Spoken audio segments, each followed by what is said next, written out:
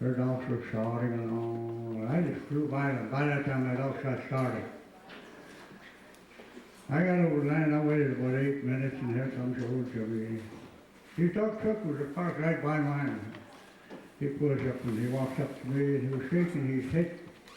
What's the matter, Jimmy? He looks at me and he says, "You shouldn't do that to old man." I thought he was so comical when he said that. Him and I used to get along good, though. We used to play music together and everything. And then we're racing Anchorage, Toke, in Fairbanks, all over the place. That's where I got to know Joey. Brady, Tim, we kind of all stick together that year. And that summer I stayed with Chris Sterling. Then I moved to Fairbanks after that. For a couple of years, then went home, got married, and started raising dogs instead of kids. I wound up with 35 dogs, and me and my wife here we started setting fish net, and we got to feed dogs some way. So we went down the bank, we started setting fish net, and fish net was already halfway set, so I said something, I don't know what I said anyway. We got an argument. I said, I shut up right there, got up the bank, and I thought right there to myself, I said, the first guy that's standing on top of the bench is going to get all my dogs. I'm going to sit in an argument right now. By golly, I did too. And there my late bull, Kenny Sam, my nephew. He was standing on top of the bank. He just walked out the bank. He just came out and I told him, "Hey, you want dogs?" He says, "Yeah." "Why do you want to get rid of them?" "Too much argument," I said. "You got them all." "How many you want to give me?" "Take them all." So he took them all, and the next day he come back down with my leader, my old leader. You see, my daughter used to ride that leader like a horse. Hang on to the neck and ride along, right by me, walk downtown, and my daughter riding the dog, old white dog. Anyway, he gave me that leader back. Hey, he's had some good dogs, sir. The late Barney Sam used to use them. Anyway, that kind of winds up Joey. I got to tell on him, but I'll wait till later on.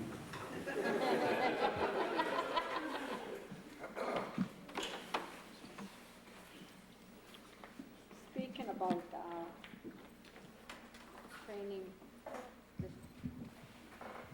training dogs, I think they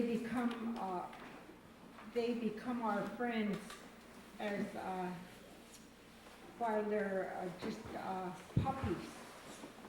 We feed them, we take care of them, we talk to them, we love them. They become our companion. And that's the way I saw my grandparents did to their dogs. Their dogs were their companion. There was no other way that we could have traveled but by dogs, and they trained their dogs to listen to them. They trained their dogs to pack for them. Packing food even, packing food. They say some dogs you can't trust. You can't trust some dogs. You gotta have a trusting dog that will pack their food up in the hills to go moose hunting. Back in those days were hard times.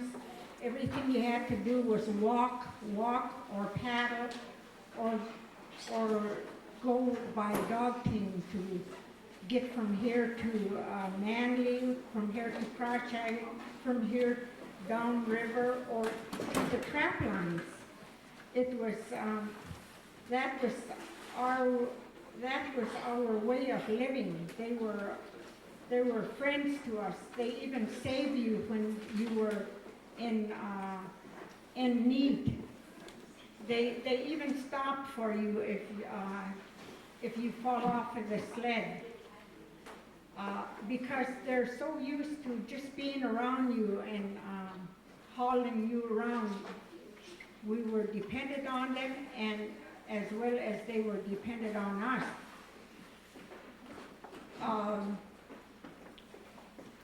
I remember coming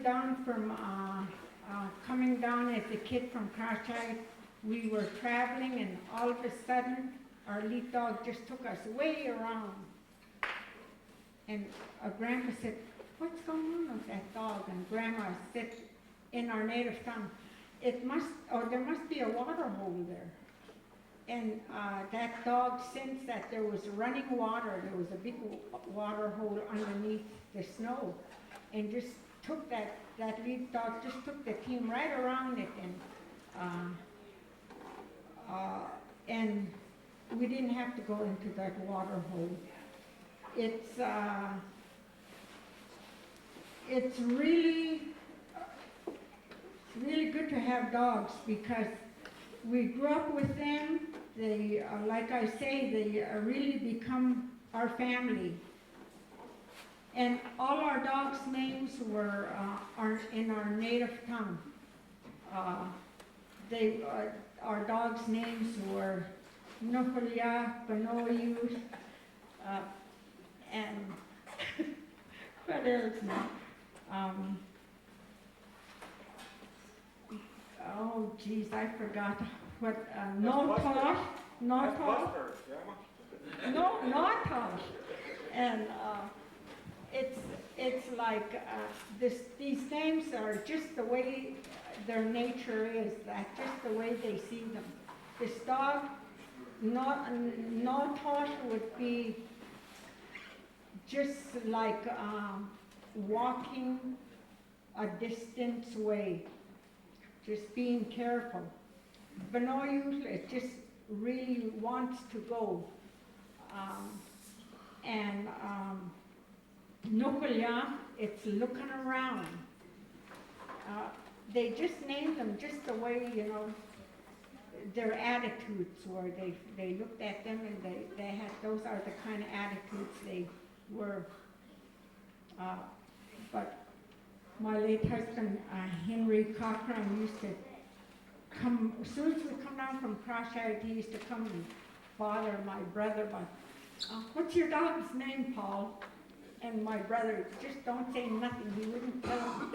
And I used to come, just leave him alone. You know our dog's name.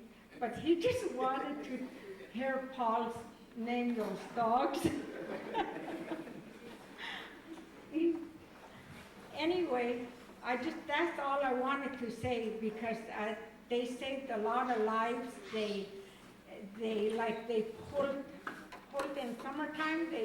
From here they pulled the boats all the way up. There was no motors, so they pulled the boats all the way up to rapids to go fishing.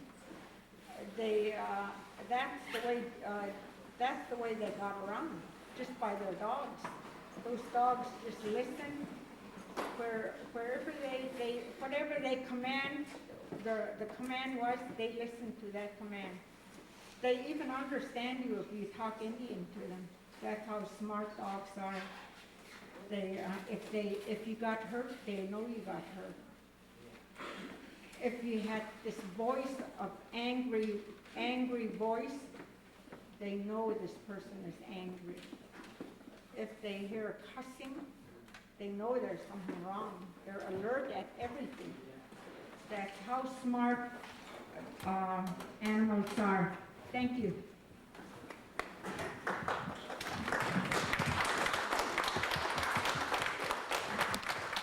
There's another thing I'd like to mention on this mushroom deal.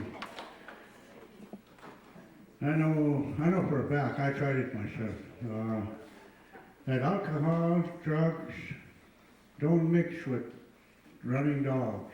It interferes for one thing, your dog will know, your team will know, and it'll really interfere with you. And that's the truth fact. If that dog smells that alcohol, he probably knows you're stoned out. He's probably stoned out too from that. You know? It really interferes with training dogs or racing. As I know that for a true fact. I used to have that problem myself. Thank you.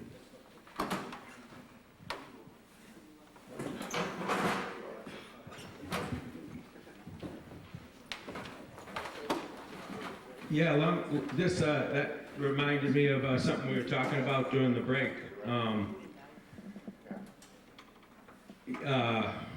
When I used to live out in the Tozitna River, it was a pretty clean lifestyle. I shouldn't probably be talking about this with, where's my kids? But it was a pretty clean lifestyle. I probably hardly ever drank that much out there at all, you know. But there was this one night we were having a party, and I had my dogs down at the neighbors, about 10 miles downriver, and we were having some fun. We were drinking some homemade whatever, you know, at the cabin, and all of a sudden it was like, well, where's our buddy Russ downriver? I'll go get him. I had my dogs outside, and it was just a 6-dog work team. And, you know, like we were talking back in those days, you didn't even use a snow hook, you know. And the dogs were just laying down by a tree, you know, maybe the bumper was against the tree or something like that. And they'd been out there a few hours while we were inside. So I go outside and I'm kind of lit up and stuff. And it probably was about the first time my dogs were ever had been around me when I'd been around booze, because I just never drank at all around them. And it just wasn't something I ever did when I drove dogs. And I went out there. I just grabbed the sled and shook it just like normal and said, come on, let's go, you know. Tried to talk to them just like normal, and they wouldn't move. They just laid there. I ended up having to go up, stand them up. They'd drop back down. It was just like they were cowering. You know, it's just, I ended up walking back in that house, and I mean, this is how I lived. I lived with these dogs. I drove them every day. And I ended up walking back in that house and saying, I can't get them to go downriver. I can't get them to get up. You know, of course I wasn't probably saying it in this, you know, very clearly, but I mean, that's how dogs are. I mean, they definitely sense a totally different person, and they were not going to be driven by this different person. And I didn't go downriver to get my buddy Russ that day, so it was a funny story. You know, I was training dogs, you know, and I got in a race in Ruby at 7 good dogs, and I got in a sprint race, and I came in 3rd the first day, and the next day was going to be the 58-mile Long Creek race, and I know I had 7 good dogs, so I told the race marshal I'm going to scratch and get in that big race. Carl Huntington told me, you're crazy. He said, you're going to make $250. I told him I could make $750 in this race. So I borrowed 2 dogs from somebody. So I had 9 dogs, and there was 100-pound freight in the sled, you know, and I'm over 200 pounds. And I wound up with 6 dogs, and I won that race. And the next year I started training. I had a better team next year, so I started training my dogs, and I train them to go in the box. I turn them all loose, go in the dog box, you know. I got to haul them up the road and take them. And I train them to turn them all loose, and I put them in I get in the truck and call their name. They jump in the truck, and I tie them and snap them on, you know. That's the way I train them. Well, the next year I raced in that Long Creek race. I started out and I was passing some teams, you know. I was doing really good.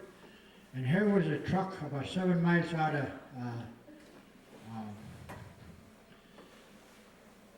Ruby.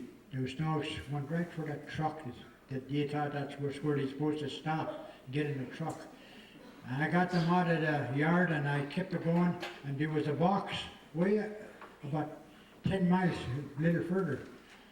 They saw that box and they head right for that box. They stopped and they want to get in that box. And then I got going again. Once they get going, they're good. And then about 10 miles from Long Creek, there was an old mining truck parked on the side of the road. And they head right, dove right in the snow, want to get in the old truck, you know. I lost all that time, and by the time I coming back, it was the same procedure. You want to get in the first truck that was on the long side of the road. I lost that race. I think I came in fourth after all this work, and I never trained my dogs to jump in the box or jump in the truck again after that.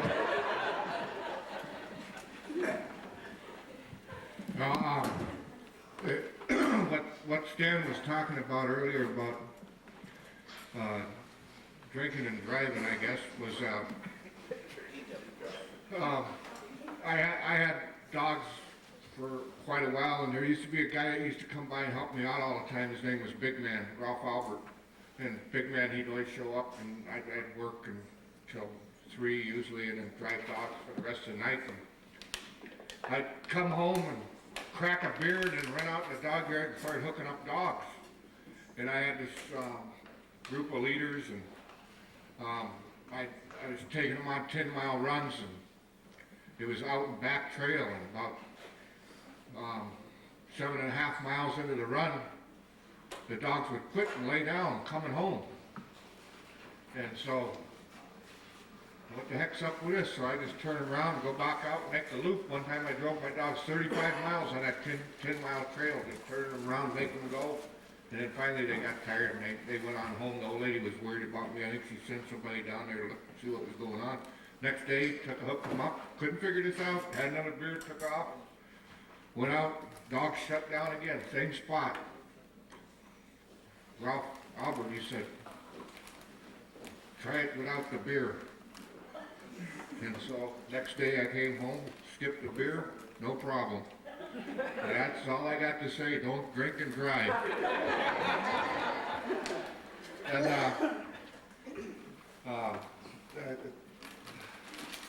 Billy reminded me of a story about, it slipped my mind. Jumping here and there. But the next topic that we had to move on was food and diet. And I'll just start off by saying a little thing. I remember a long time ago, you know, everybody got a dry fish, and if they got anything else, it was scraps off the table and water in the morning, and it was good to go. I know that red meat being introduced into their diet gives them L-carnitine, which helps process the fat. And, if you try a diet without red meat, pretty tough. They've got supplements of L-carnitine. Some of it comes in a powder and some of it comes into a liquid, but it's too doggone expensive to try to do it without red meat. I think that feeding dogs red meat is one of the things that has changed a lot on the Yukon itself anyway, being able to feed red meat instead of just fish all the time. We get a lot of grief from Fish and Game from time to time when the fish runs are low about us feeding fish to dogs, although it's been going on for hundreds of years. They still like to give us grief over it, and I don't know where I was going with that thread, but does anybody else want to talk about feeding the diet? You must know something, Joey. Give it to Curtis. The first time I saw meat, I was probably about 10, 11 years old. I remember George Atla came to town here to race our Yukon River Championship race. And I went down there and he was getting ready to feed dogs, and I saw him opening up all these Alpo cans. And to me, that was technology. It was starting. And we went home there and I fed dogs with my dad, and we gave them half a dry fish, and I think they each got a cup of commercial with a little water, and they were ready to go. And I remember that really stuck in my mind there, as I can remember back now, as how much it's progressed in feeding. And personally myself, I'm a bum dog feeder. I mean, I love to feed dogs, and like right now at home there, I had to stop feeding them and let Shannon feed them, because I can go out there with 4 buckets and feed the whole dog yard, and she'll go out there with 2 buckets and feed the whole dog yard. And in order for me to, when I race and stuff and then training dogs, I mostly let her feed all the time, because she can keep them thin and everything. And me, I'd rather give them a half or a gallon can and call it good, and they're happy and I'm happy. So the feeding now is really like coming down here with Charlie Bolden. We drove dogs and all the stuff that we're adding and feeding, and like we left out of Nenana there, and I had a half a bucket of commercial dog food, and I put cold water in there, and 4 hours later that was all soaked up, and we got water into them 5 hours into the run, and they were good for another 5 hours if we ran them. And it's just the little things now like that we never used to do has really progressed and made the sport more interesting to me. Everybody's talking about fish, and just about all top mushers, or at least us Alaskan mushers, still feed our dogs salmon and fish. And I went to this big symposium that we have in Fairbanks that the Alaska Dog Mushers put on, and we get all these people from all over the world that come to this. And Arlie Reynolds is a vet that studies nutrition for dogs this year, and he was talking about, I can't even think of the name of it, some additive that's really good for dogs. And what does it come from? Fish. So, fish is still good for dogs, just like they say it's good for humans, and they say that omega-3 fatty acids, you hear all the scientific stuff, but that's why it comes down, and I guess that's why we always say our native people always lived so long, because they ate a lot of fish. But it is good. And so we still feed a lot of fish, but then they say when you start training, you do want to feed more red meat because it gives them more endurance. And I guess you think about it, and you think animals, there were wolves way back when, and they ate a lot of meat, so I think that's why they do perform better. Then why do we feed them dry food? Why do they need the dry food? We give them all this other good stuff that we cook for them. And they just said that dry food is basically the cereal, and it gives them some energy, more carbohydrates if you want to get scientific. And then sometimes we say, well, if it's a good dry dog food, you don't have to clean up as much because they don't poop out as much, right? So I guess a lot of that is nutrition. And then when I was talking about technology earlier today, and Curtis was talking about all these additives, and they're just coming up with all these things, and Marvin was mentioning anymore, it costs so much money, and it's really hard if you want to be competitive and to win these top races anymore, that you're adding all these extra supplements. But as Curtis likes to say, a good dog will go coast to coast on a piece of toast, right? As long as you take care of it properly. But there are a lot of additives. A lot of people are adding vitamin C's, they're adding different wheat germ oils, vitamin E's, all these other types of things. There's some new antioxidants. This Arlie Reynolds is working with blueberries right now. He's actually feeding his sled dogs blueberries on top of their dog food. And it says it's helping keeping them healthier. So there are all kinds of different studies being done on these to feed our animals, but for the most part, I think everybody around this table is pretty standard on their normal diet. I did that for years. Let me tell you a little story about dog food. When I used to trap, I went out, my wife and I got married in '58, and right after that, I was only with her for 1 week, and I took off her trap line. I had to earn some kind of money. So I went out there about 40 miles from Kayakuk, and I always look for a lake with blackfish. And that's the first thing I go out there and look for. So I found a lake with a lot of blackfish, and I panned it out with frame pan, and made a big pile. And I start feeding that to dogs, mix it with dry fish. And those dogs, you could just, in 10 days' time, their hair was just shiny. The dogs were lively. And one morning, I always put a half gas can of water and dumped a frozen chunk of blackfish in. Apparently the fire died out, I guess, and I came home that evening, and I was tying the dogs, and I heard some noise in the tent. I look around, no airplane track, nobody's track, I'm all alone. I say, who the hell is in the tent? So I walked in after I tied the dogs. Here was all the blackfish came back alive. Jumping in the water. Yeah, I was really surprised. I said, well, I got company now, besides the dogs. But that's how we used to trade nutrition for our dogs, mostly silver salmons, and has a lot of grease. And my dad used to buy tallow. I don't know, I never did watch him how he feed, whether he melted tallow or not, but that's what he used. And going back to training, I'll tell you, about 5-6 years ago, I had a leader that I got from George named Tanana. And I raced several races in Mulatto, Ruby, Kayakuk, and Galena was the last one, you know. And I didn't know the dog knew a countdown. I went up there, I had 12 dogs, I guess, double leader. The one leader was willing to go, but 10 I just sat down. Back there, I went up there and had her, left her up. She just sat down. I was wondering, what in the heck's wrong with her? She doesn't want to go today. That's the first day race. So I heard them set 15 seconds. I was up on the mid team and I started running back. He said 10 seconds. She got up. 5, 4, 3, willing to go. But they learned quick. I didn't know that. But they don't teach you the countdown.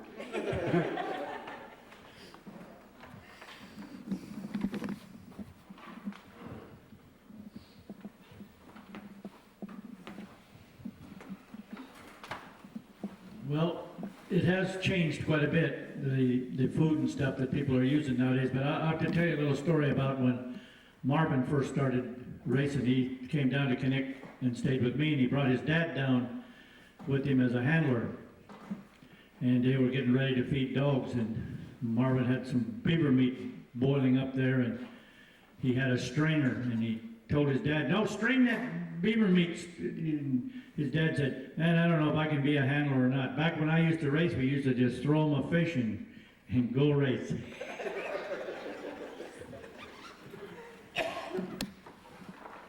The part that I wanted to bring up about fishing, the brief that Fish and Game gives us from time to time is that little do they know that like that part of having the dogs, all right, yeah, they're not used so much for gathering wood and hauling water and stuff like that anymore, but it's still a cultural experience for them. And I believe that that in itself justifies feeding fish to dogs. But the other thing is that people don't realize is that when you have a competitive team, how little fish they're eating during that racing season, because they're eating a high quality commercial dry food and usually some kind of meat. This year I ended up with a lot of fish and not very much money, and I'm sure glad I have the fish because I need it.